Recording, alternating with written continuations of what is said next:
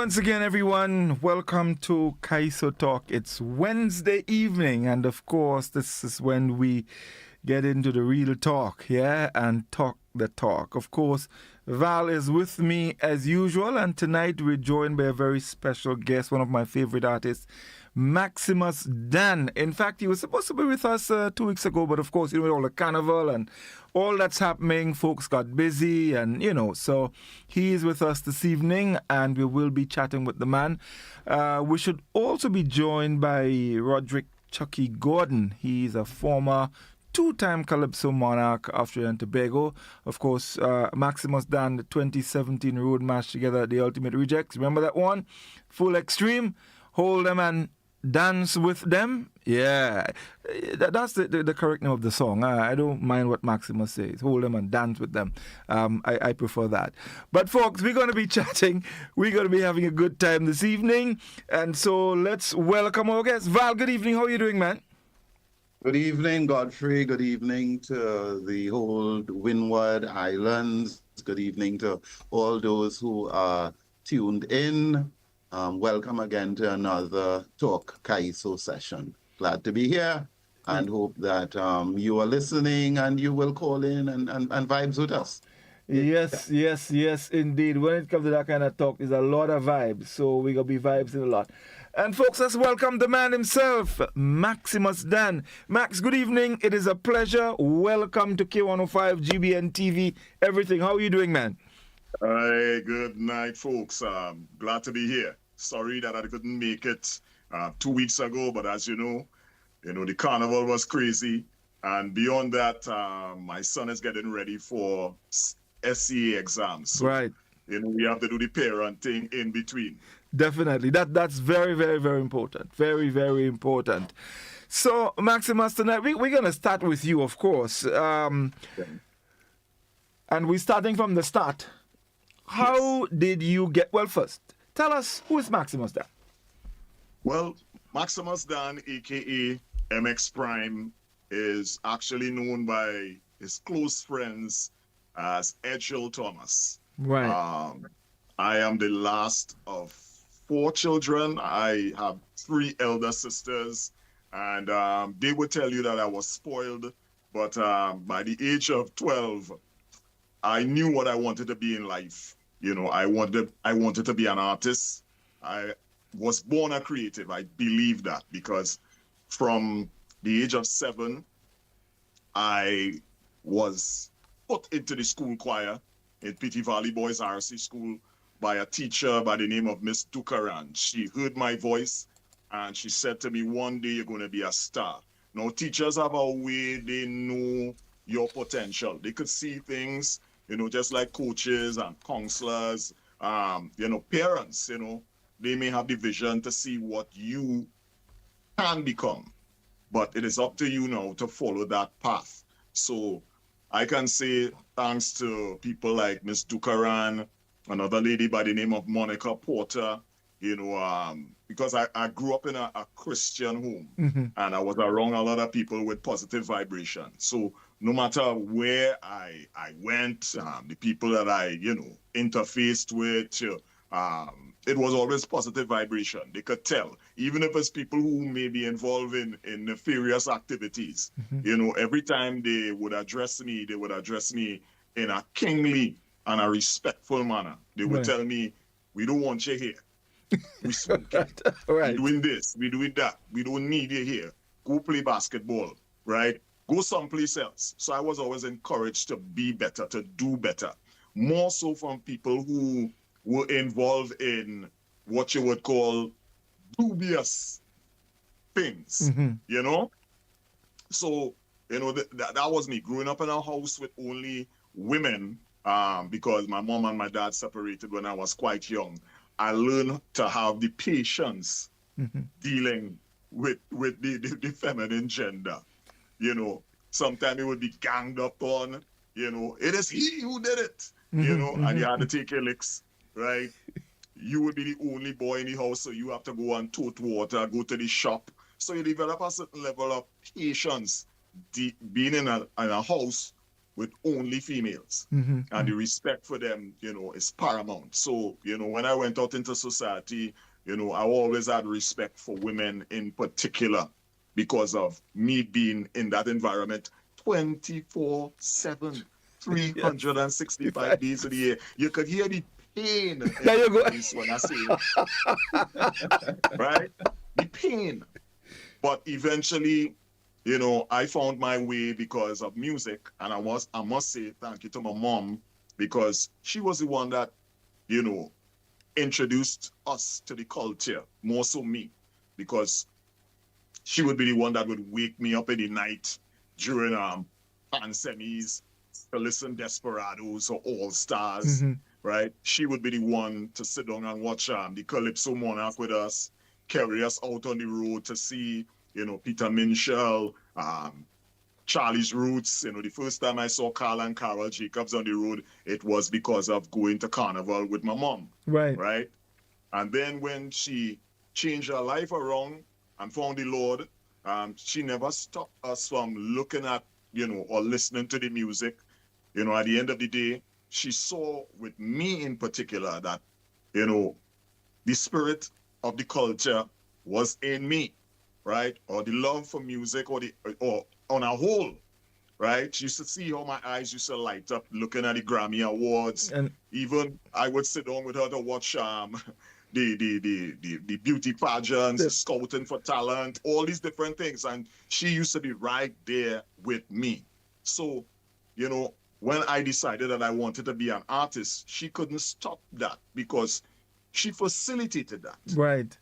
Right. And even though, it wasn't something that she was totally going to be behind me in a physical sense, she was there, always there in spirit, always praying, always giving me words of encouragement because she knew that I could do it. And plus the community, right, always used to say, your son is going places. He has a great talent. He has a nice energy. He has manners. All her friends before they became her friends were my friends because I used to be, talking to all the people in the community, whether they're old, whether they're young, whatever they're involved in, it's just a respect. So they used to come and tell her, hey, that boy is going places. And because of the level of support that I got, even from people that you may know Therapy, aka Jungi, right? I've known Jungi since I was maybe about 14 years, and he used to give me a lot of encouragement, right? Through him, I met Ziggy Rankin, because all of us from the same area, from Caranage, right? Ja Melody, who is one of our best reggae singers, he would have been some years behind. So all of us grew up in that cultural community, and the talent was always there. The encouragement from people were always there. Every time we had a blocko, a holiday, and people brought out the music and stuff like that, they would put a microphone in your hand, say something, sing something. So, I was destined to do this. This came natural. So being Egil Thomas is just as important as being Magadan, Maximus Dan, MX Prime, because I would always be that. Every time you see me, you will always get that vibration. My dad always says to me that you're a little bit confused or conflicting because you're an artist who doesn't really seem to push the artist side of you. You always push the normal side of you. Right. Right? I don't know any other way. This is just me. I don't try to put on something or to become something that I am not. My energy is based on my upbringing. I always say this. I was blessed with the two best parents in the world to be able to raise me, because I am not everyone's cup of tea. As Val would have said, I am a serious kind of guy, right? And sometimes your seriousness, people will misread. Yes. Right? As angry or ignorant or arrogant. But I based on my upbringing, being in a household with only females, being the sort of protector, the last child had to become the big brother. So when my elder sisters, who, one is already in her 50s and the other two, they're nearing that, they will tell you, he is our big little brother. Right. we don't see him as the last child, right? That is only on the birth certificate because he had to become something quite early. You're living in a community, boys, men, people looking at your sisters, right? Even though they could hold their own, you still have to be that watchful eye. You still have to be that presence, right? You still have to be that male figure that people could see and respect. So I had to become something quite early. And that is, yes, my dad wasn't there with us physically, but every time I would always reach out to him, go check him, speak with him. The first time I wanted to move out, when I got to the age where I said, okay, it's time for me to leave the nest. And I said, Dad, I have something to tell you. He said, when you're looking to move out, he said, you have that look on your face like you're ready to move, right? He said, you have to do it because in order for you to find your way, right, you have to be in a space where you can create. It's not a situation where you think you're a big man and you have to turn your own key. It's a situation where you now reach a point where you respect your parents' home and you know that is not your home. It will always be a place that you could come back to, and they would welcome you with open arms. But you need to find your own place, your own space so that you can become what you need to become. So just briefly, this is the story about Edgell Thomas. Right. Val, that man, I tell you, he a Grenadian, definitely. He had some kind of... Yeah, I mean, a number of things resonated, one, the community and how community looked out for you and how you interacted with the community.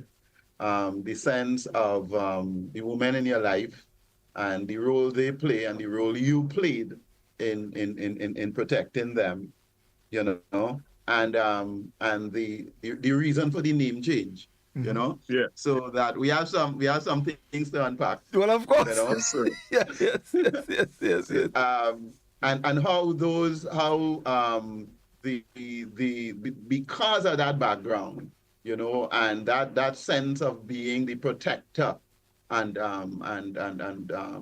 so on for the women in your lives, how have that influenced your writing and so on, so that we have those things to talk about. Yes, correct. Because of the Christian background that my mom has, right? Every day around 5 p.m. we would have had to join hands and form a prayer circle. Sometimes it wasn't enjoyable, right? Because you want to go on the basketball court, you have something to do. But it's something that I always keep with me because as the old saying, go train up a child in the way that they should go so that when they grow old, they will not depart from it. So these things form my foundation. Having that close relationship with the Almighty. Sometimes when I call my mom, she says to me, if you don't ever become well, you're already a top artist in my eyesight. I am biased. But if ever you decide to let go this music thing, you'll be a good preacher. Because, I know I did well, right? I know I did well to pass on certain things to you, right? And it never felt forced, because you can't force God on people, and she did her best. Sometimes her friends will say, how come the boy don't come in church? She said, well, you go and ask him now. That's my son and I ain't asking him. You go and ask him. Right.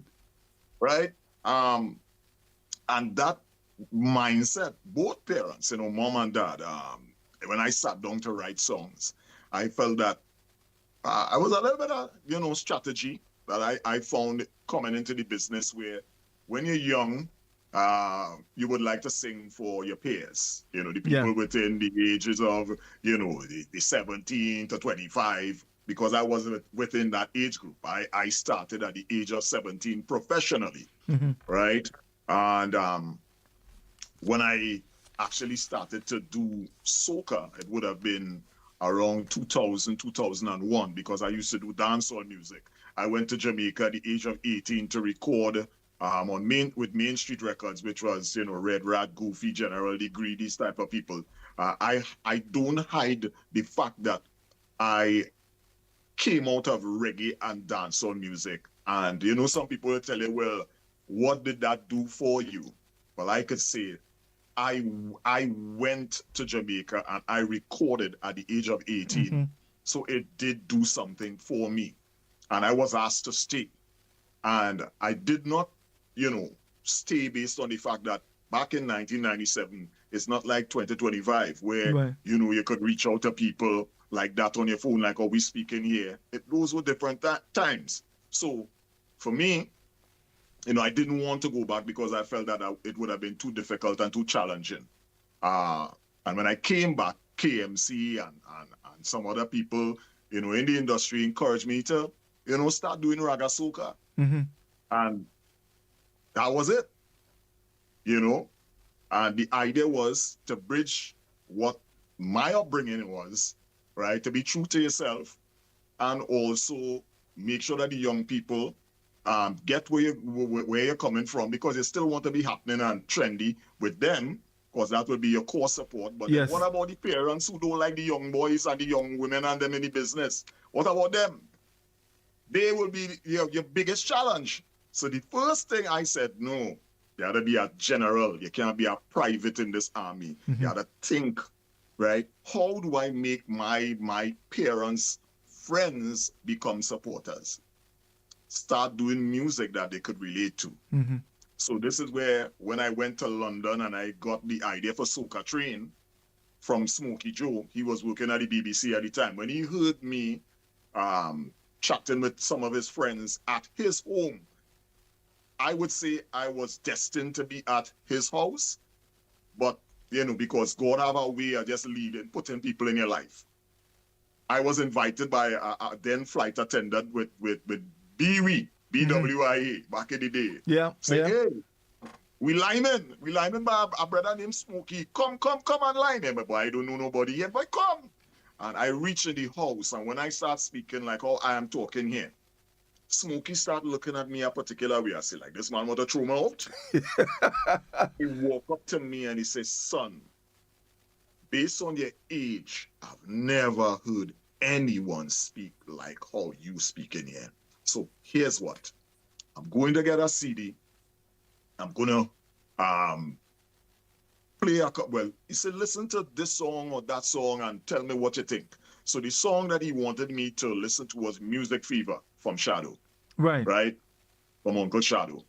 And when I came back to Trinidad, I listened to Music Fever and I felt that, yes, this record sound like me, because the music have that kind of bass bounce and, you know, a rugged type of sound, but it's still sweet because that's me. Mm-hmm. Right?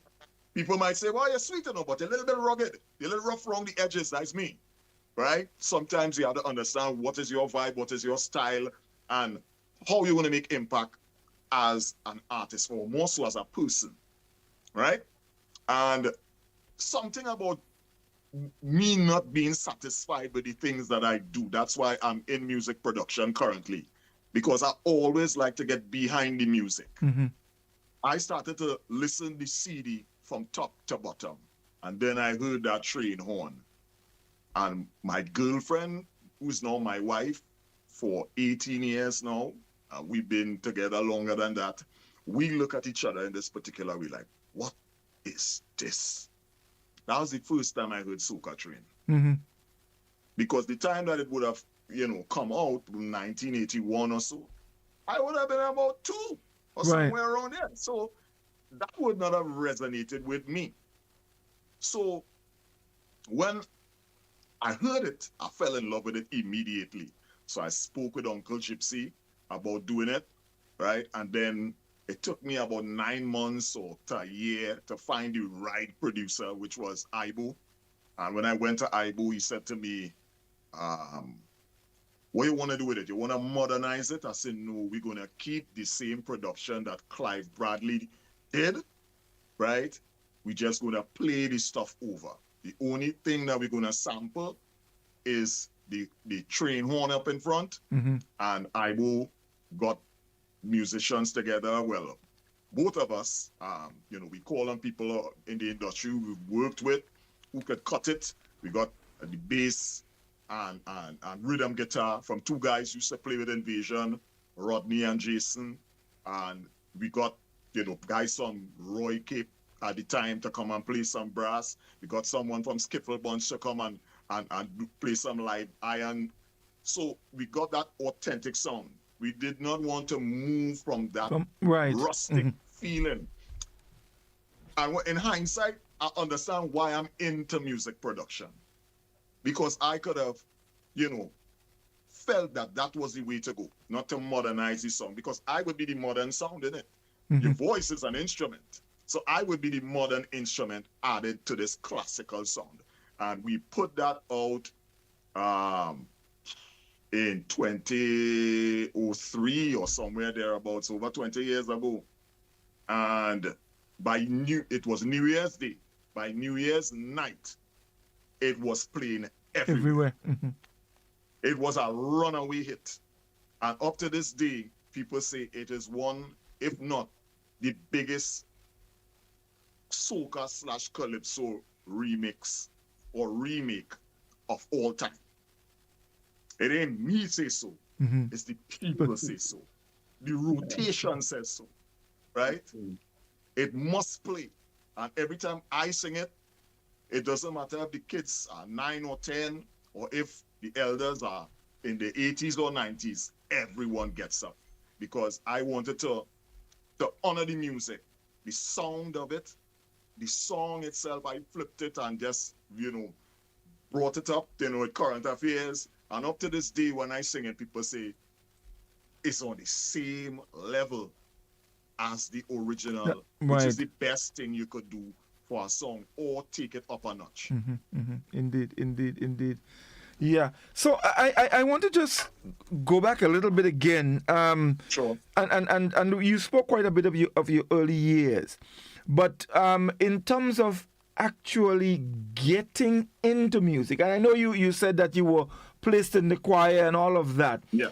But when it sort of dawned on you as a young man or a youth man that, look, this is what I want to do, and how did you actually started writing, and can you recall what was the first thing you wrote, and how you went about that? I may not be able to remember the first thing I wrote, but as early as 4 years old, I knew that I wanted to be on stage. I wanted to be with a microphone in my hand, so much to the point that I tried to do a lot of things in the creative sector. So the first thing, I would have become a mic man, right? So I was an MC. I used to go to events, house parties, and I would be on the microphone while songs playing. I would tell the DJ, hey, I think you should play this next, this, that. And they would look at me like, this youth man, you mad? You telling me what to play? I'm the DJ here. But then when they realize, wait, he's right. Or he's in the right mindset. So they said, youth man, you could be a DJ. But then I used to sing over the songs, playing in the dance. Right. So when they heard my voice, they said, nah, better you be an artist. Because you're singing in key, right? You're singing over the songs, right? Why you don't start writing your own songs? And I start to, write a couple lines here and there. And, with repetition, you develop a particular style. You would take a paragraph from this one book and that one book, and you would, listen to artists, the cadence, the pattern, the way they phrase words and stuff like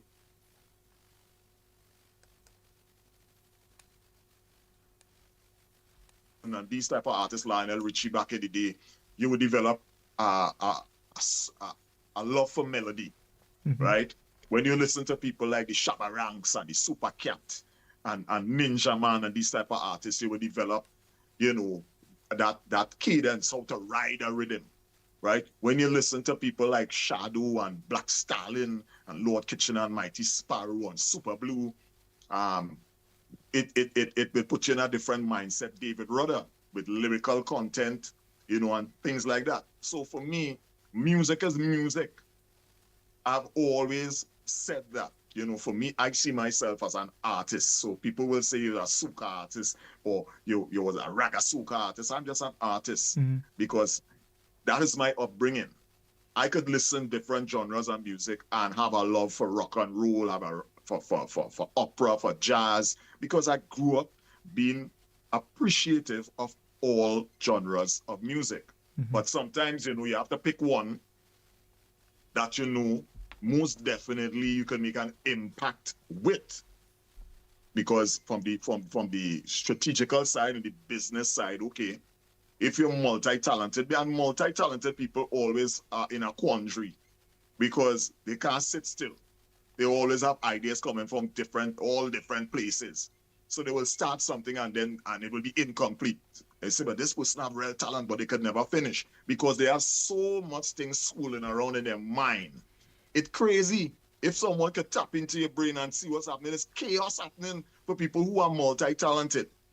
So for me, that was my issue, you know, to settle down, find something that is going to work for me, that my personality, my image, and my vibration could sit comfortable with. And when I found that particular lane, which is, you know, give them something positive, or give them a chorus that everybody put their hand in the air, and then in the verses, now they realize, wait, now this is not a hand in the air song. A serious business. A serious song. Serious business. Yes. Right? You will go home and you will lie down and you say, but wait now, what Max said just now there, boy? You know, it thought-provoking, or it was so cleverly put that you could say, yeah, I need to listen to this song again. So those things come with experience, right? And trying to understand that, you know, we are all work in progress. So if the day you think that you're too good at what you do, you might miss something. Right. So I always say when you're on a stage, it is a rehearsal for your next big performance. Right. Val, anything you want to? Well, he mentioned that going to England and meeting Smokey. And I know that Smokey back then was close to Martin Raymond Mice. Yes. So that when you went to England, Mice, Mice was around still, because that would have been the relationship that produced what's his name, Merchant. You know, they had produced that Merchant album. So it's interesting that Smokey and Mice and they were in there. But also you talked about doing Soca Train, and I felt that your version of Soca Train was not just a remake of Gypsy, but I think it took it further. Yes, it did. And brought into play that what was happening in terms of the soca scene. So tell me something about that, because the reading of your Soca Train says that, you know, there is a whole lot of not necessarily good feeling among everyone.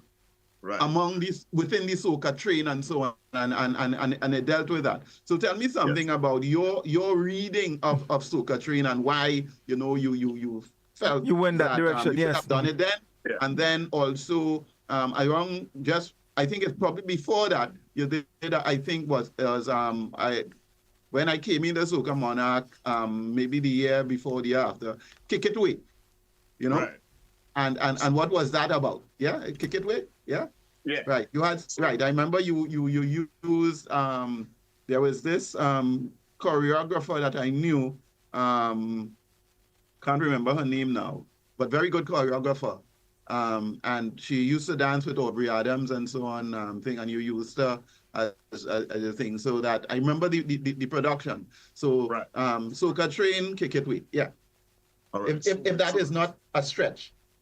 So with Soca Train, based on the nature of the song, you know, Soca Train, the original happy song, you know, express non-stop. This train not stopping at any station. Tell the train man at the train station, you know. So it's vibes on the train. And for me, you know, coming into the industry, you know, as youngsters, you know, when you're young, you know, it's different from when you get you add on 20, 25 years. Well, you would hope so for most people. Yes. For many of us in that batch that came out from 1999, to 2000, 2001, we would have seen certain things. And we used to speak about it, in a little caucus, in a little group. And sometimes when you say it out loud, people will say, hey, don't say that. You guys now looking to start. You don't want to get banned. You don't want to get blacklisted. You don't want nobody to be spiteful, this, that, and the other. So for me, if I have to say something, I have to find a clever way to say it.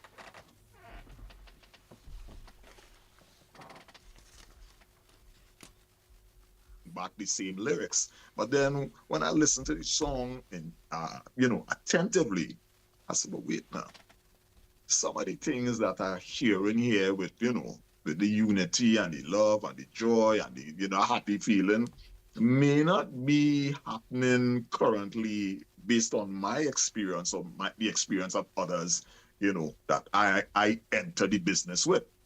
So I said, okay, let me find a clever way of putting this together so that the people could know, right? The artists could understand.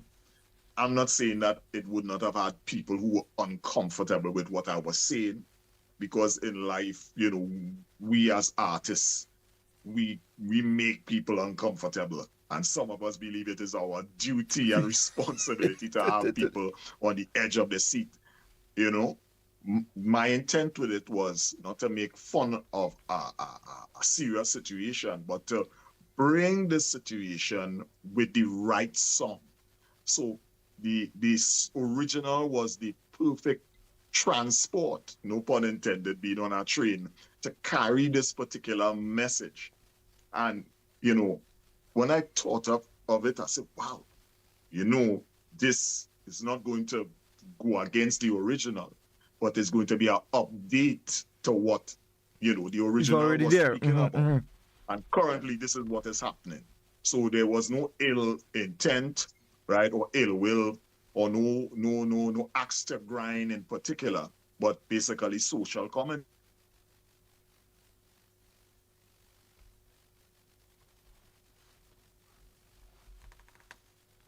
of the people.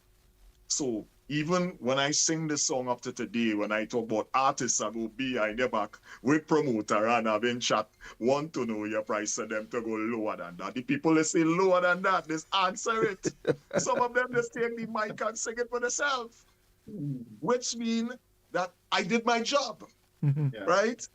I did my job, and no one, in all the seriousness of the message, no one walks away with a negative mindset, even towards the business. You made them aware, right?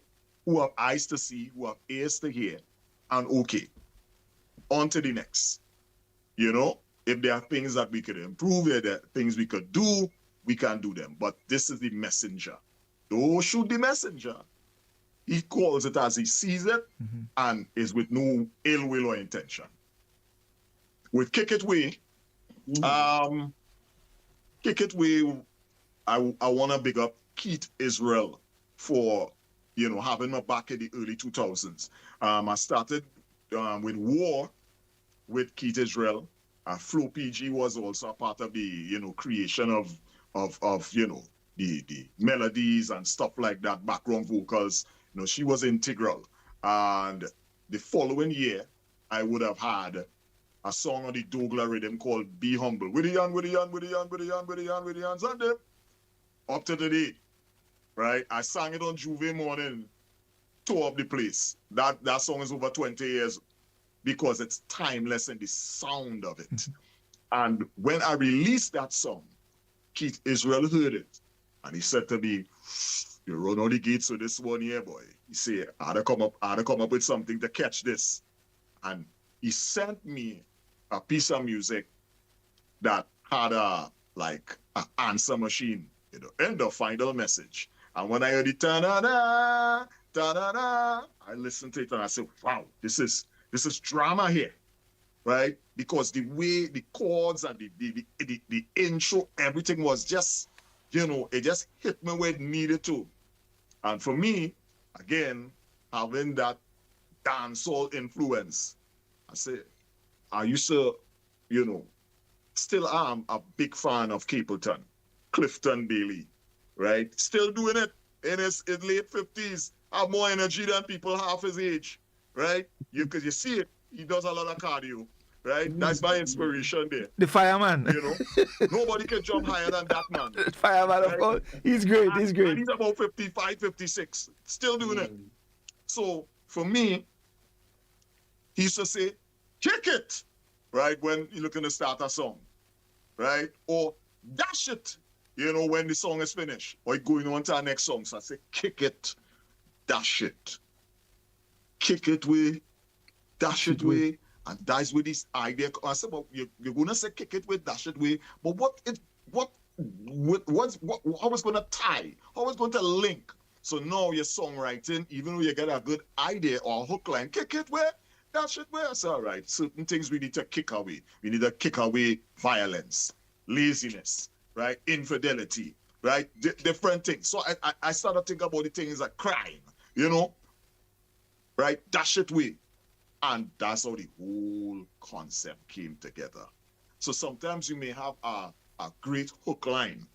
As I watch the Parliament channel a lot, the Speaker of the House would say, I hear you, Honorable Member, but you need to link what you are saying back to the bill, right? Whatever your contribution is must be linked back to the bill. So if we're talking about traffic, if we're talking about oil, if we're talking about misappropriation of funds, whatever you're saying needs to come link back to the bill, right? It needs to make sense. So you could have the greatest hook line. How are you going to use it now? And also you want to send a positive message. And you also want to get people to react to it like if it's a fete song as well. Because you could go into the schools, you could send a powerful message with this song because it's a positive song. But then when you go to a licensing fete, Flour Mill, a Army, a Barbarossa Cooler fete, because back in the day had all them custom boys, brass festival. How are you going to make this positive message, bring that emotion to the audience?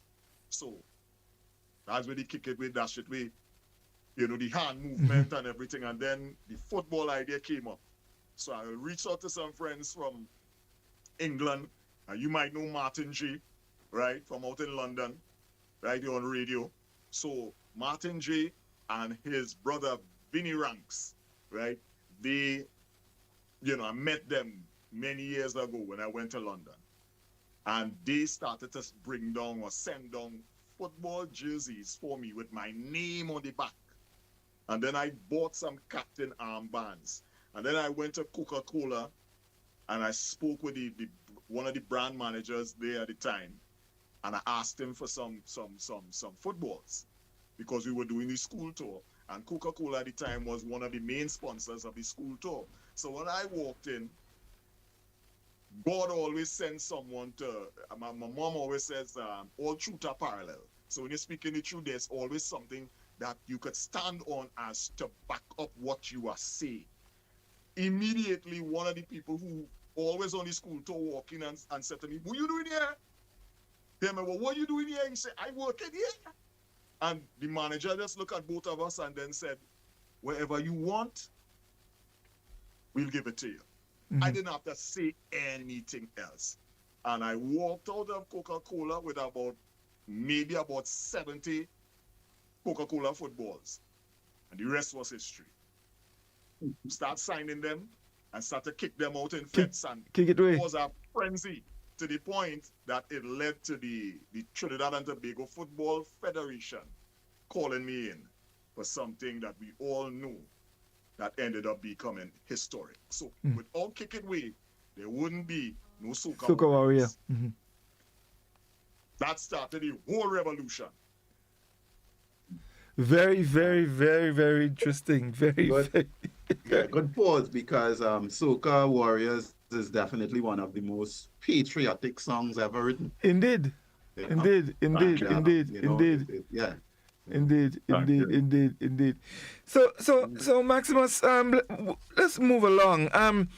You and maybe I might jump the gun a bit and come back again, but as you No speak problem. and the things come on, so you're known for all of these positive vibes. I mean, and heavy stuff, popular music that people gravitate to, but still has a jump to it, so that people can still get the message, but they can still, dance and feel good about it. Yes.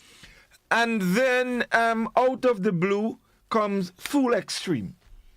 Something that might seem a little, well, not so much Maximus.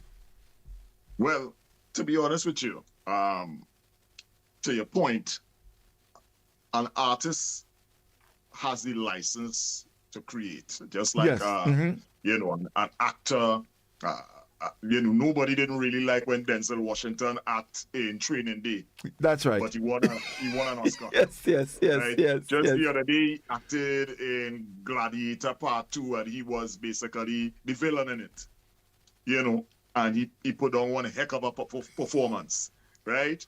So sometimes as an artist, as time goes by, you need to evolve, That's right? right. In your creativity, in your songwriting, in experimenting. This is our license. And as I said, I became a producer, right? I also spent 3 years on radio at 94.1 in Trinidad and Tobago. Most people don't know that all the pull-ups and the DJ effects that you all play, like, yeah, and all these different, that's me. Really? That's me. All those effects, those pull up, all these different, that's me. There are people who call from all over the world to get my vocal effects, because I'm a voiceover artist as well. I do commercials, all Right. these different things. Again, I would go back to what I said. When you have more than one talent, there's a lot of chaos Yeah. going on in this brain, right? I don't know why I ain't get so much gray hair yet. There are people in the early 40s, the beard and everything, and they say, "But Max, what you doing?" Right? And I'm 46. They say, "What you doing?" I say, "Boy, it's all that craziness that just keeping the hair black for as long as it could, because that train is never late. Right. It's going to get gray at some point in time. We hang around long enough, it's going to happen by God's grace." But with me, I approach this like a 17-year-old, right? Do not be afraid to embrace change, to try something different. You may unlock a particular door or gate that has been hidden based on you being adventurous. Some of the songs I produced, Welcome to the Carnival with Kerwin Dubois. I wrote the song and produced it, Right. right? And that same song you're talking about, which is Full Extreme, I did the music for Full Extreme. I took 6 months to do that piece of music, because at the time I was working on radio, and when I came home, I barely had time, to exercise. My son was a toddler at the time, right? So you're doing a lot of stuff. So every little time I get to listen to this piece of music, I got the bass line, boom, boom, boom, boom, boom, boom, boom. I said, "Ooh, I like this bass line." More on that tomorrow.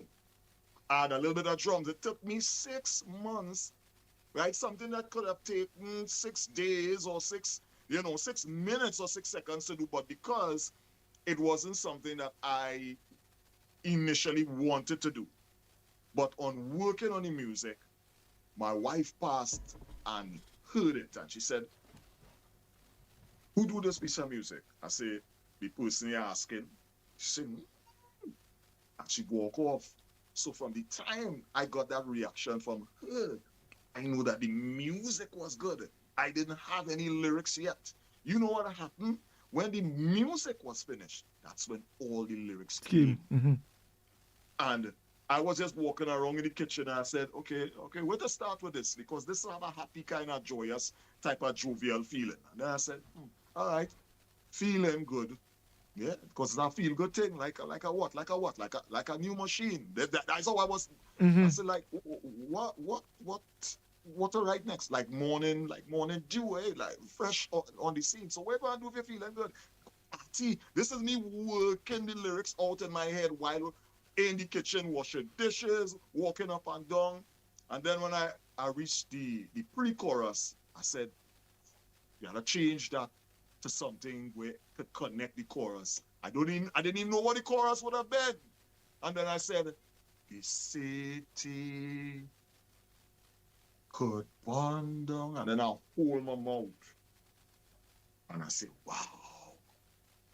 And I went inside and I went in a zone where I was just watching at the wall, a blank wall, because I realized that I got something. So you had something special. there. You just know it. And that came out in the video, in the early part of the video. I mean, yeah, that story actually came out.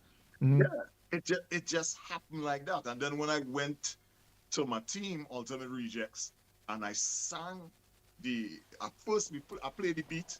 Johan, one of the greatest mastering engineers and producers we have right now in Trinidad and Tobago, he got up and he walked outside because it was so damn good for him. He started to scratch his head. He said, boy, you don't even know what you're going to do with this song. And I said, but I didn't even sing it for you yet. So when I start talking on the lyrics, he ran back outside again and come back in scratching his head and saying, my goodness. I said, I have one more thing to tell you. This is not an MX Prime song. This is an Ultimate Reject song. He said, really? I said, yeah, we're going in town with this, man. Because at the time, I was contented with my radio job. I wasn't running down the carnival no more. There would have been a 9 or maybe almost 10-year hiatus from the carnival because I needed to find myself as an artist. Because remember, as I say, I do music production, I do voiceovers, I do vocal effects, I do all these things. I could mix now, I could even master as well. I provide a plethora of services in the music space now. If I didn't take the time out to figure out what I wanted to be, I would not have been able to do 3 albums in 5 years. I'm now a member of the Recording Academy. I vote when Grammys come around, right? I knew what I wanted to become. I am a student to this, right? And even students can teach from time to time, but you will always be a student. If you're always a student, you'll always be receptive. You'll be like a satellite. You will pick up things along the way. That's why when I went into radio to become a radio personality, I immersed myself into what radio was. I used to go on live broadcasts. If we have Champions League, if we have World Cup, if we have FETs, if it is, you have to speak on a product, right? And you're on live radio, it can't have dead air. So all the things people used to tell me, you speak too much, you talk too much, all that helped me going into that industry, right? Into that particular field. So all the things that God has blessed me with, I have to use, right? Because he gave you the tools to become great. But so many of us, we don't embrace it because it might be too much, it might be overwhelming. You might think that you're too old or you're too young, or you don't have the resources financially, you don't have the connections. That didn't stop me, and it didn't stop many others, right? But my story is my story. Can't be another man's story, right? We may have similarities here and there, but at the end of the day, we all have our path and our journey to go on. So that full extreme journey came out of the fact that I was rewarded, and I passed on my reward and shared it with my team, because those were the people who were there when nothing was not happening, right? There were times that we would put out music and people would say, we just don't get it. That's not him, right? I always say, the only person who knows me beyond God and my parents is me. So to tell me who I am and you're not me, I don't have to argue with you. I just smile and walk off because apparently you know me better than me. Right? You know, Val, there was something that he said that came out. It was one of the questions that I had asked in a previous program. And as he said it hit me again immediately. he said when the gentleman came back into the room and you know, and he said, listen, this is ours. We going in tongue with that. You remember that conversation? Going in tongue and coming to tongue, the artist going into tongue. Yes. Something about going in tongue. Maximus, let me put it to him. What about this going in tongue in Trinidad? Well, tongue means the Mecca, you know. Anywhere gonna have the people, the judges, the jury, the lawyers, right, the senators, you name it, the vendors, we going in tongue. We going in the capital, right? And we gonna cause it, right? Yeah, we taking no prisoners, Right. you know. That's the mentality. We going in tongue with this, right? And if they like it, they like it. If they don't like it, so what? But we going in tongue with this because we have the confidence. When you go into the central market, everybody is shouting. Everybody wants their customers. Who's selling okra? Who's selling grapes? Who's selling apples? Dasheen bush, whatever, right? Everyone is excited to push their product. So I said, hey, we going in tongue with this, and we making sure we sell out. We ain't coming back home with product. You're going clear. And we're going to do it with a joy in our heart, a smile on our faces, and an energy, a positive one. And that is what the people felt with the song, you know. It wasn't about us, you know. It was about the movement, what the song meant to people. I always say there's Ultimate Rejects, there's MX Prime, but there is Full Extreme. Full Extreme reminds me of the great horse Secretariat. You all were wrong for that. I was not wrong, right? The great horse that ran that trip and won the Triple Crown, the Preakness, the Belmont Stakes, and the Kentucky Derby. In the last race, which was the Belmont Stakes, usually Secretariat used to take off last. Used to be out of the gate last, historically. In that final race, he pulled out the gate, and everyone in the crowd was saying, you're running the horse too fast. You're going to burst his heart or you're going to die. The jockey had no say in how Secretariat ran. Secretariat showed up to run, just like how Full Extreme showed up to run. I always tell people that this song, it showed up to run its own race. We had to catch up to that song because from the minute it was released, right, it put us in a situation where it was already doing damage without us even putting in a performance.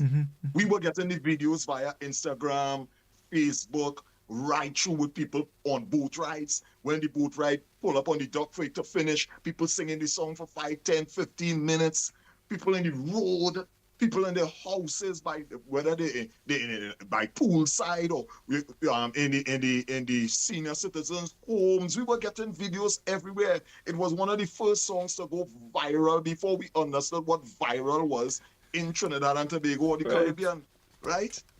We were getting videos all the way to Japan. People were sending videos, and we did not sing this song yet. This song took off like Secretariat, and it never slowed down. That's the only thing I could compare Full Extreme to, Secretariat. Because when the race was over, the horse won by over 33 lengths. It never happened again. Yeah. And it's the same way that Full Extreme currently, because records are made to be broken, right, is the most played road march song. Yeah, it's 400 and how much? 19? No, like 556. Over 500. 556 to 72. Yeah.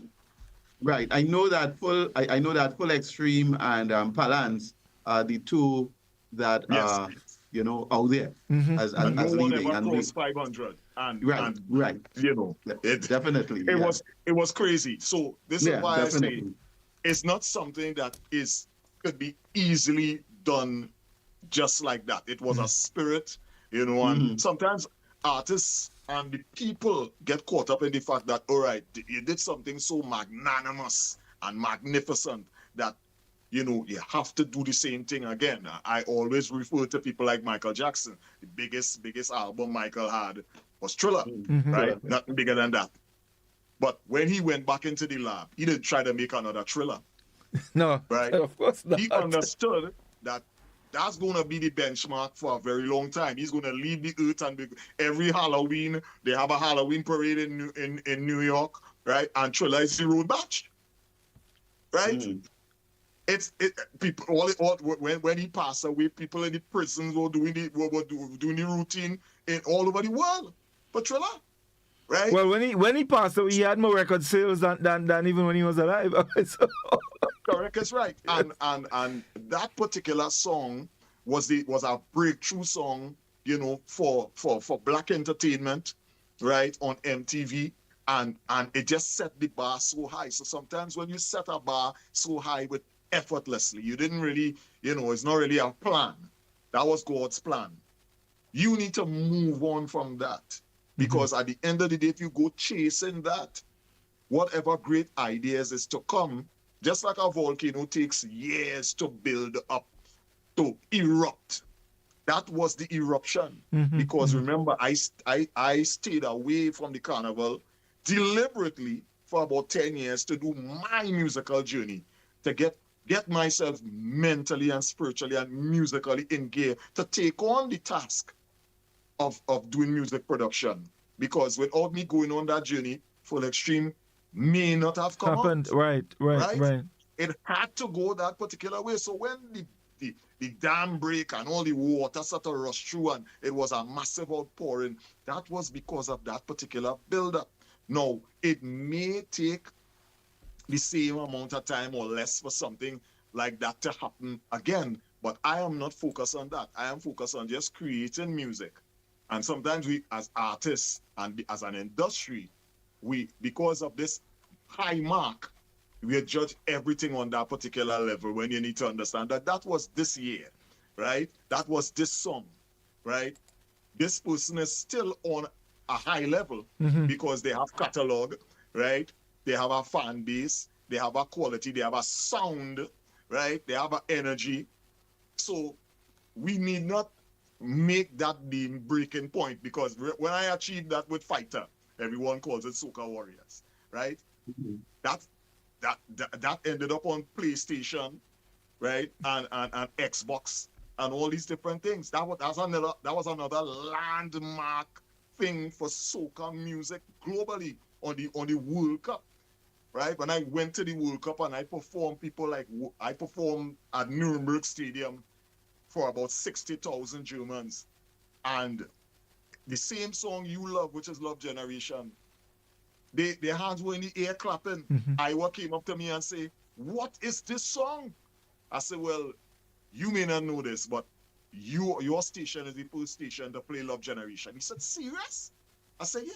He said, "I don't know the song." I said, "When you're out in the wider world, it is not about who's the road march or who's the soca monarch or who's the biggest artist in Trinidad and Tobago.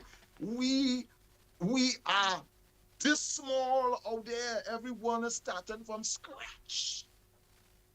We're on the same level playing field. It's either you could bring it or not." So I tell people, I'm not doing this just for the neighbor to say they like it. It's for your haters to say, "Well, we gotta confess, boy, this thing real good, boy. I love it, boy." Right? Yes. Oh, the churchgoers who don't want to hear nothing secular, they say, "Boy, I really like that music, boy. You see this man? You see this boy?"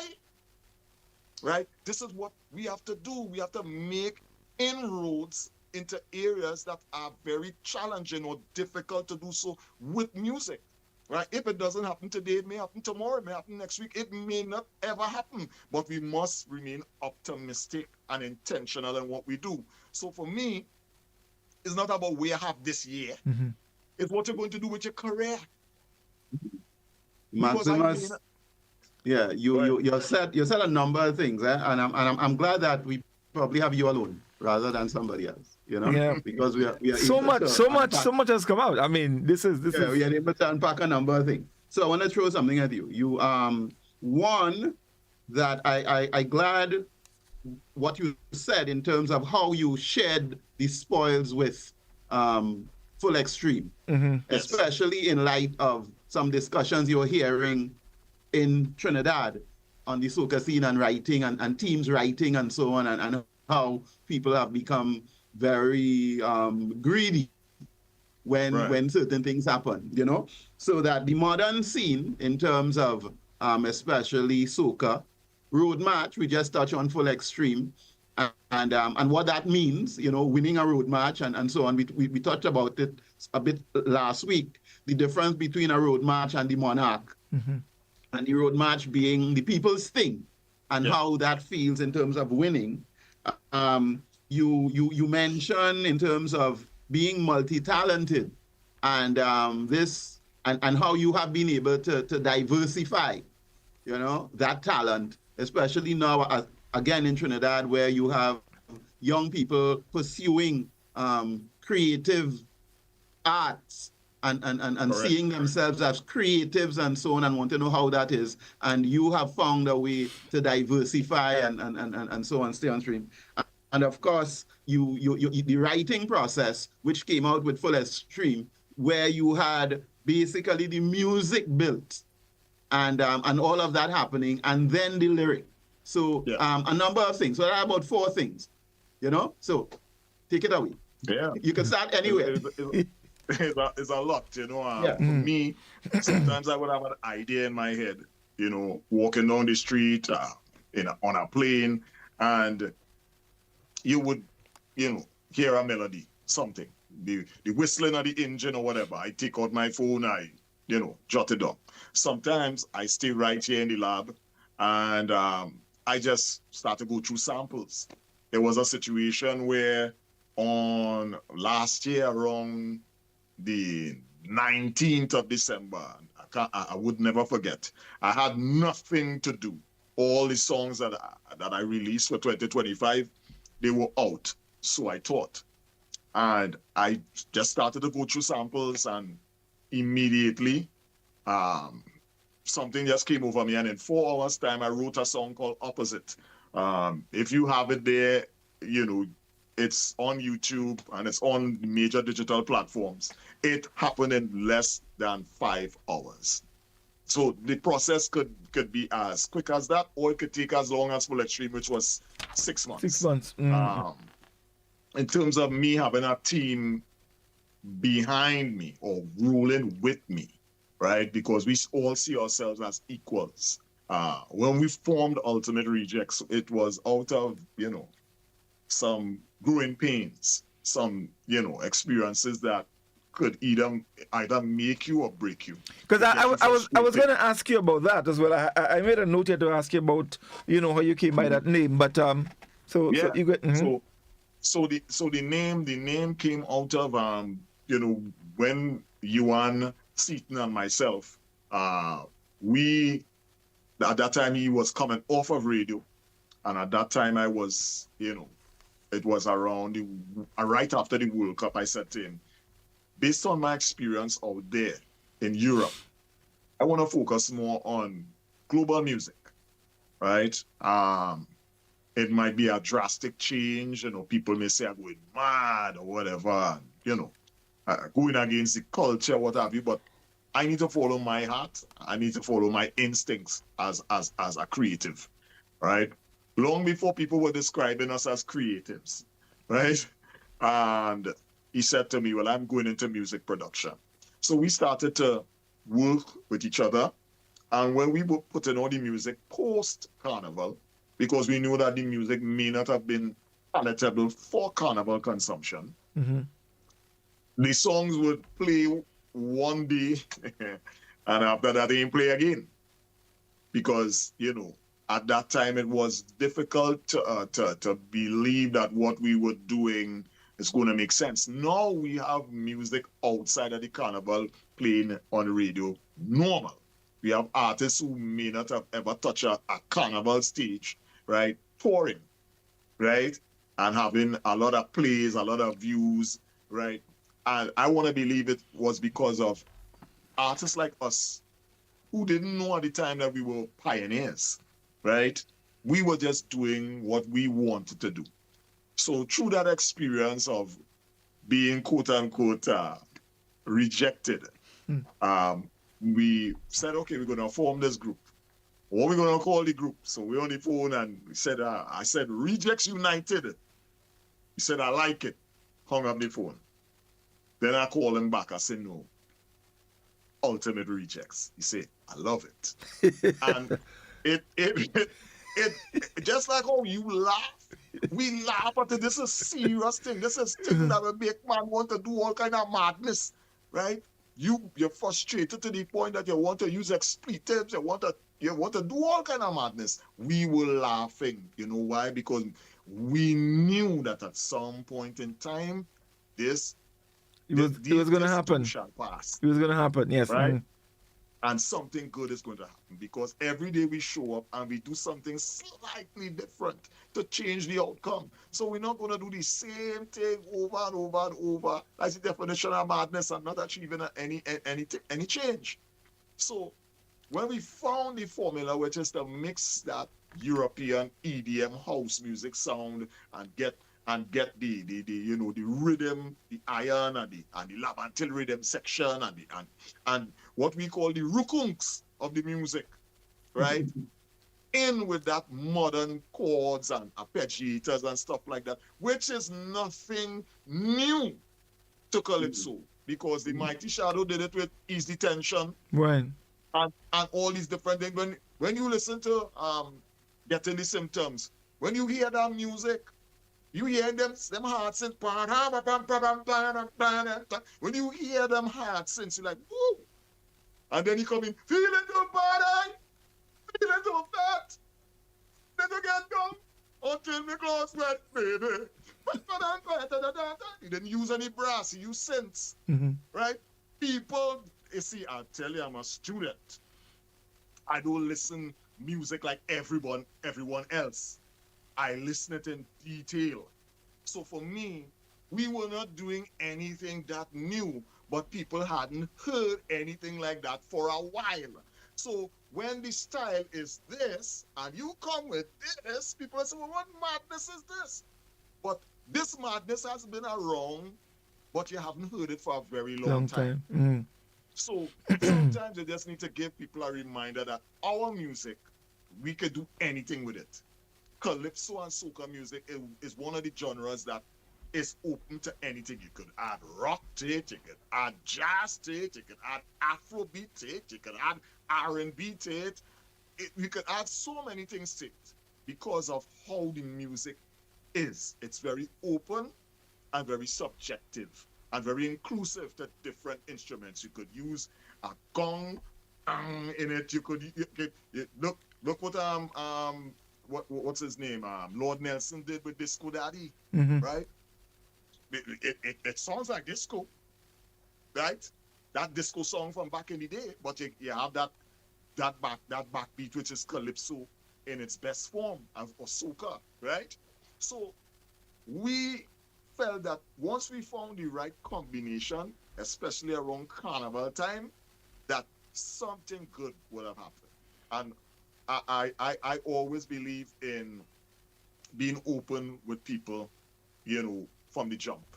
If I said we're doing this, I'm not going to renege and go back. There has to be other factors involved for me to go back on what my word is. So if I said to you, and we going in tongue with this, God said this will go all the way because you're not just thinking about yourself.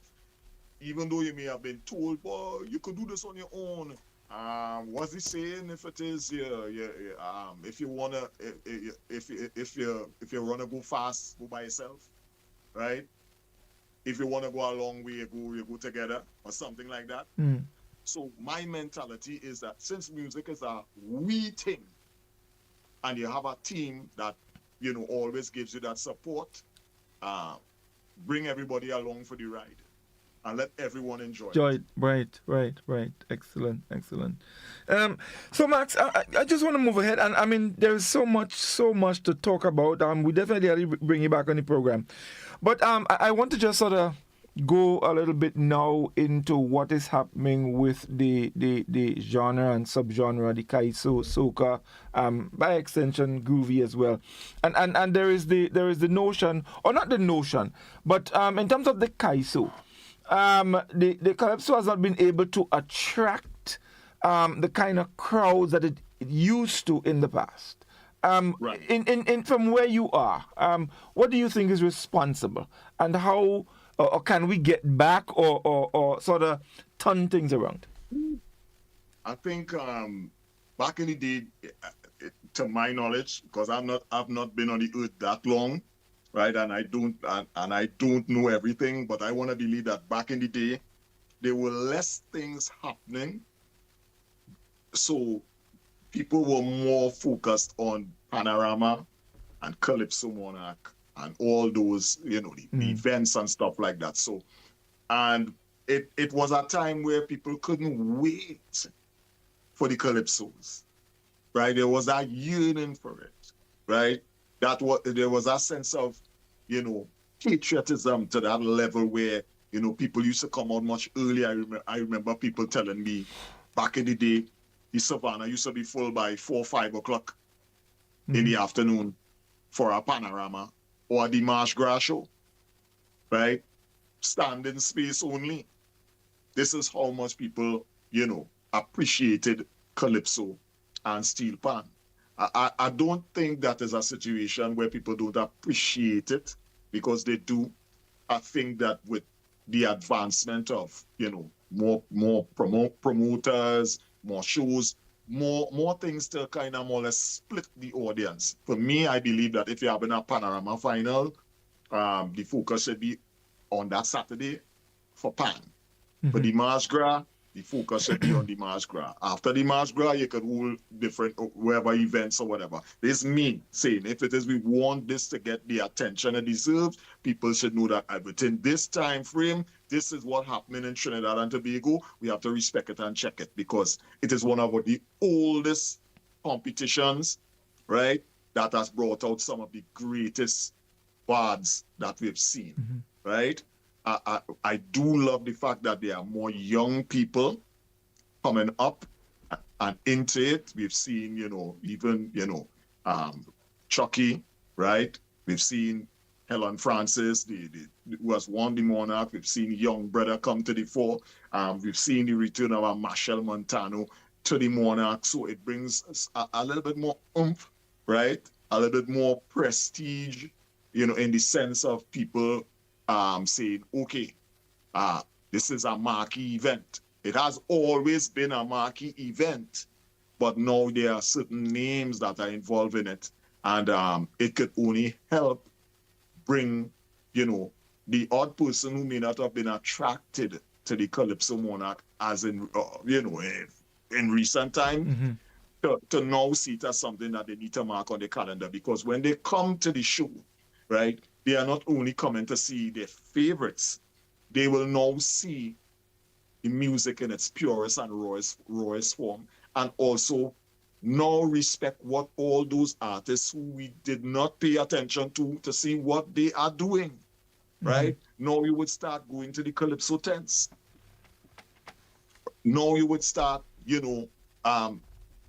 having a different sense of appreciation for it. Now it also needs, yes, we know the government has to do their part in funding and promoting, but in the private sector and stakeholders, now people pay attention to, what Calypso means, because we know it to be the first music to go platinum, right?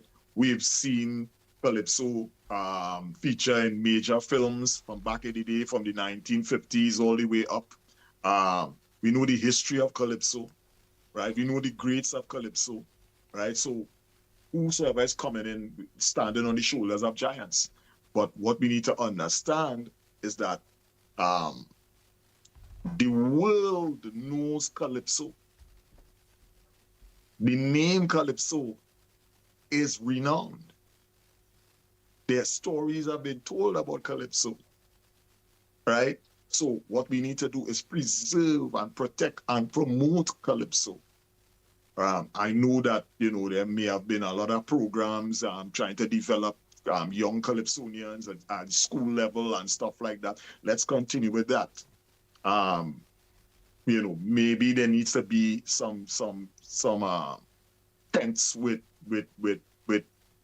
junior artists alone, so that people can go to see the young people, because we know when people see kids, it's a different type of energy. You could be the most hoggish person, and when children come around, they have a way they melt your heart, right? Or serious person, they'll put a smile on your face. So maybe we need to focus on having a junior tent or something like that. These are just ideas off of the top of my head that we could do, right? And just make the music get the respect that it deserves. For me, that is key. So putting it in the spotlight, keeping it in the spotlight, making way for young people to come in. Some of the big names that are in it, or who want to get back in it, welcome them, because they may have ideas as well of how to promote this, because at the end of the day, we also need to acknowledge it's a business as well. So how can we develop the business model of Calypso? I'm not treated as a carnival thing only. Right. Maximus, Excellent point. You came out from that let's say dance hall, or for want of a better term, environment. Yes. Right? Right now we have a competition. You have extempore, and you have freestyle, and you have freestyle. How does that extempore freestyle ability help? Do you think would help in terms of composition? Is it good to have a number of young people immersed in the extempore freestyle competitions, or what you have, so that it may feature later on in their composition? Do you think it has a role to play in composing? You came through that field of freestyle. I think one of the best freestylers we know is Bunchy Garland. Tremendous at it. One of the greatest I've ever heard, right? He's revered across the Caribbean and North America, right? When people hear him make up stuff on the spot, top of the dome, as they say, it's, you marvel at it. And there are many other artists like that throughout the Caribbean, more so in Trinidad and Tobago. Extempo is really that in a way that you need to think quick, even though the music is at a slower tempo, which gives you time to collect your thoughts, it's still very difficult. It's an art form. And, the Lord Pretender and the Gypsy and the Black Sage and all these other artists we see. Preedy was a part of it, who is the freestyle for 2025. Fireball, Myron B, and so many others, right, who have been a part of that extempo. It really shows where you need to be on your P's and Q's. Having the freestyle competition, to me, it helps bring the young people, right, into the spotlight, because we need to encourage. We don't need to discourage. We need to encourage. We need to build bridges. We need to build roads, right? We don't need to cut a track and then cover it up. No. We need to keep it open, so that eventually it will become a road. It will become a place where people could forge through, So this freestyle competition, I think, is a real cool addition, because the people like the Orlando Octaves, who's a tremendous freestyler as well, right? For the people who don't know it, now they know, because I believe he came second in the competition. Yeah, he did. Right? And if they didn't have that competition, you may not have seen the likes of Orlando Octave involved in that, and he grew up in the culture as well. He's one of them that is multi-talented as well, Preedy as well. So we have to bring those talented people. You never know, you may see a young brother in it next year. Yeah. Because he's a tremendous freestyler as well. So you could only build upon bringing the talented people, who will bring a different dynamic. So there's the extempo, which you're going to keep traditional, and then there's the freestyle yeah. competition, which is going to bring the young people in, right? And also add some excitement, because they have a saying, carnival is bacchanal, it's not only bacchanal, it's also excitement, it's a splendor, right? It's a joy, right? The point I wanted to get at, Maximus, your process, let's say with Full Extreme, the process of getting the melody, whatever that melody is, putting down the beats, fleshing out the music, and then creating lyrics to go on top of that. Can freestyle, from your point of view, help in that process of writing, which is definitely different from just, it's not freestyling. You weren't freestyling here now. You have a melody to work with a rhythm and to now fit that lyric, to that melody, to that music bed, to that music bed, and let it make sense in all the ways that it has to make sense, so that you have your pre-chorus and your chorus and your verse and so on.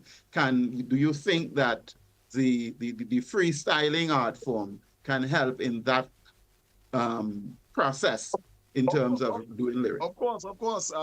If you ask General Grant, you would tell him a lot of the songs he freestyle. And then after, whoever is the producer, whether it be a Shell Shock or whoever doing the editing, would have placed this there, that there, and say, all right, come and learn the song now. All right. He came to the studio. And you just do a thing. Because remember, he also came from a reggae dancehall background. So the artists that I am mentioning here, notice where they came from. Right?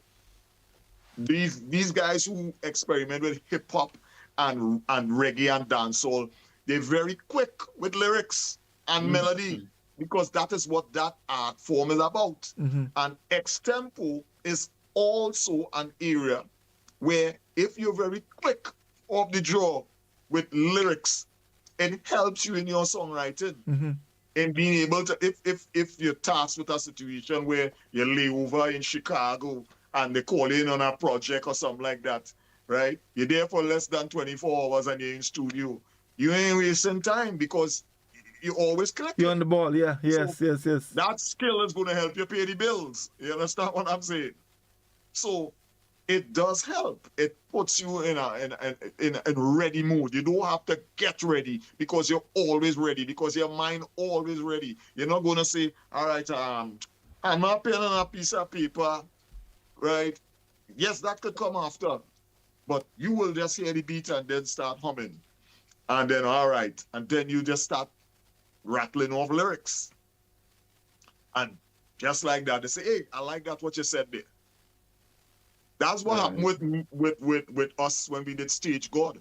I was in another room and Yuan was playing this beat that just have that Juve vibe, but then it have a kind of EDM type of vibe. And I walk outside and I said, Yuan, I'm hearing something.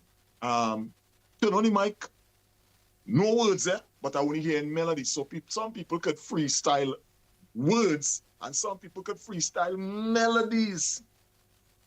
And then come back now and add words to it. Yeah. So that's what I do. So when I heard the music, I started to just freestyle melodies. And then he took it and he pieced them together and sent me the what I did and said, all right, write your lyrics now. It happened in 10 minutes. Right. So it does help. So some people freestyle lyrics and some people freestyle melodies. And I think that they go hand in hand. But to me, when you have a haunting melody, a gripping melody, a strong melody, what worked this year for a lot of the artists is their melodies. When you listen to the melodies of the song, Blessing is one, right? Blessing had everyone in stitches. It had everyone singing, the way you live, the way you live. I started to see my way. Oh, we went up with that. because it's something like that that will invoke that particular emotion. So sometimes they both go hand in hand because he had the lyrical content, but he had the melody to go with that. Even the kids were singing it. They don't know nothing more relationship. But they're singing it. About is a blessing. That's how infectious. That's how infectious it can be. Scene at present, Maximus. I know we just now we coming to the end. The soca scene at present now. How do you see it? I think it's growing in terms of more artists, more producers, younger getting involved. It has worked for other people, whether it be agents, managers. There's a lot of things happening on the media side.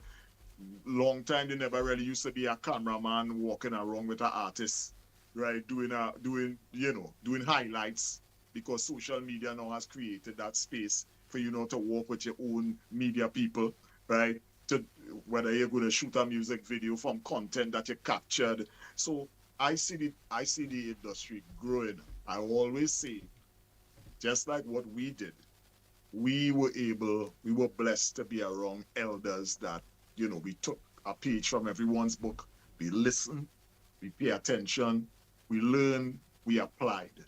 So what we can do as the veterans now, when we get the opportunity to talk to the younger ones, who coming in, right, is to pass on whatever we can so that not everything will stick, but something will stick. Because I remember most of the conversations I've had with, the veterans in the business, from the Mighty Duke to Roy Cape to Uncle Leroy Callis, even Crazy, right? So when you have these type of conversations with the elders, even if they have a different point of view to yours, right? We could agree to disagree. We could understand where they're coming from. And if they understand where we want to go, and we, ask them respectfully, well, what do you think we should do? And have a proper discourse, then, that helps. Because we don't want people going, leaving the earth with all the jewels and the gems and then pass on anything. Life is a relay, right? We need to pass that baton, So for me, I see that, with younger people coming in with fresh ideas, some people may feel intimidated because they may think they will get sidelined. I always say, for me, I have my lane, right? I created a lane for myself, so no matter what is happening, you may not hear anything from me. You may think that I stopped singing or recording or stuff like that. I have my space, and I do what I do. The young people who come in, they have to do what they do. So they could be here 25, 30 years from now, speaking the way I speak. Because we've seen many people come in hot and sweaty, and get cool like dog nose. Maximus, we practically, I mean, it's a pity. As I said earlier, we have to bring you back, but we practically out of time. But one final question to you, and it has to do with competition. Would we at any time see Maximus back in competition? Even if it's for, I had the opportunity to go into the Soca Monarch when we did Full Extreme, and I told the guys respectfully, I know we're doing this together, but I am not going back into the competition because it will come across like only because they have a big song now, you're going back in the competition, right? But what's wrong? But what's wrong with that? Nothing wrong with that, but for me, I didn't want to do it. Okay, no, right? I'm not sure. We're only here because you have a big song and you had the opportunity to win, right? It's the same way that, we didn't want to register the song for the road march. We didn't want to. And we got calls and messages from people all around the Caribbean, top artists, people started to say, guys, you need to register that song. And I think the result of us agreeing to register the song to be a part of the road march is what brought that overwhelming love and airplay on the road. It's like we gave the people what they wanted for, what they longed for. But I would not say never. Right. It all depends on the energy around the vibration that may lead me to say, okay, let's do this, you know? Right. I'm glad that you said that, because with the controversy that happened during the with the two co-official and Bungie and Fian saying that they're pulling out, you know, people are now they were in a quandary as to whether they can. I mean, you have the song, but you just hit it that you have to register to compete. Yes. You know, You have to register. so that you definitely cleared up that. And I remember that you came out of the Soca Monarch somewhere in what, 2002, 2003, somewhere around that period. Somewhere there, yeah. Somewhere there. Just after Kick It Way or something like that. I think you came out. Reason being what? Why did Maximus stop performing? Reason being that for me it was a massive undertaking. Too many things that I didn't have time for. You know, practice, this, props, finances for this, that. And at the time I was like, you did it already. You had a wonderful experience. You being absent from it is not going to get it. It's not going to be smaller. It's going to get better, you know, and go as a spectator and enjoy it. You see, the thing about me, what people don't understand, I will go to an event and I compartmentalize very well. I go to an event and I could stand on stage and watch other artists perform and not feel that I should be on top of the stage, mashing up the place. I see people looking at me like, you don't miss this, boy. I said, no, I'm a part of it. I can't miss something that I'm a part of. I am a purist when it comes to this, right? If I'm not on stage, that doesn't mean that I'm not effective, right? It doesn't mean that I am missing from this. You may think that. That's not my thinking, because I see it as an educational experience. I may see things that entertainers are doing that I can do, right? Or might take up a page from and say, hey, you need to improve on this, that. You see how you hear how the set is tight, this, that. You see the certain instructions against the crowd. You learn from it. It's not like you're going to copy it, you know, but it inspires you, know, to go back to your drawing board and hone your craft. Yes, and hone your skill, because iron sharpen iron, right? So for me, when you see me out, I'm always working. So even if I'm not on the bill, I out there listening, I out there connecting. So when I come back here in my studio room to create, I have a better understanding of what's happening out there. So my experience is not everyone else's experience. So me coming out of the competition had nothing to do with I don't like the competition or because people would have asked me, what do you think about Soca Monarch? I said, go and get. It's like a university, right? It's like going to New York. It's either you survive or not, right? Eat or get eaten. Go. Yes, indeed. You say you're the best, go out there. Guys, it has been a pleasure. Oh man, such a pleasure, such a pleasure. You know, it's so refreshing, you know, to hear, you know, that kind of talk, that kind of information come out. And you know, I think, Maximus, you know, from listening to you, you have so much more to offer to young artists, people who are aspiring to be producers, even you know, who want to sing. And I mean, there's so much information came out, and it's something I think you should probably look at doing. Maybe I might ask my people to engage you in coming and have a chat with some of, you know, it can really do well. So you know, I really thank you for accepting the invitation to be on the program, and we're looking forward to having you guys. having you again. So thank you very much. And you know, any closing words before you leave? Without God, nothing is possible. All right. And the only proof we have to prove is to improve. I like that. Can I borrow that sometime? Yes, man, you can take it. I'll run with it. Val, your closing. Well, I say it was a wonderful session. I mean, I also take his mother to that all shoots are parallel. Yeah. You know, yeah. So that I take that away from this discussion.